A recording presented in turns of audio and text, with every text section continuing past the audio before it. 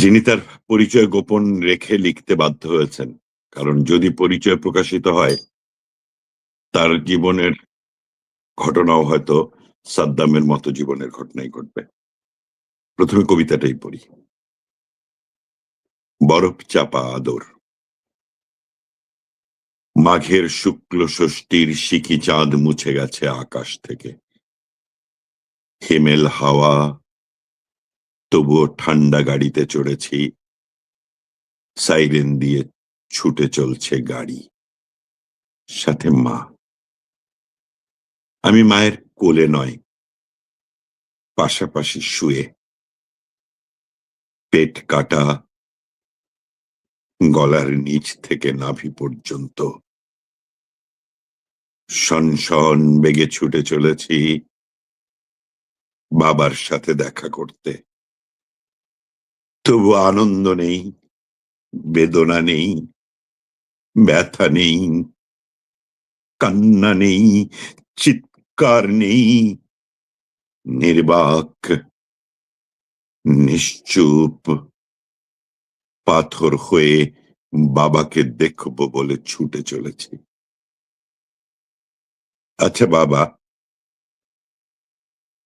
আমাকে কি ছুঁতে পারবে? কোলে নিয়ে চুমু খাবে? কপালে, হাতে, পায়ে, বুকে, নরম নরম গালে। হয়তো চুমু দিবে, কিন্তু সেগুলো এখন বরফের পাথর।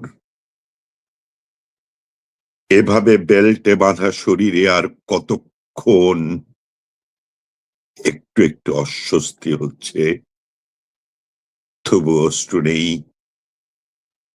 মাঝে মাঝে গড়িয়ে পড়ছে রক্ত। পৃথিবীর সব বাবাই সন্তানকে দেখতে আসে, বাড়িতে, হাসপাতালে, স্কুলে বা জেলখানায়। আমি শুধুমাত্র একজন, হয়ে পাথর দৃষ্টিতে বাবাকে দেখব জেলখানার গেটে। জন্মের পর গারদের ওপাশে দেখেছি তোমায়, মুক্ত হাতে। প্রস্ফুটিত আদরও পাইনি কখনো। আচ্ছা, আজ তুমি আদর করবে?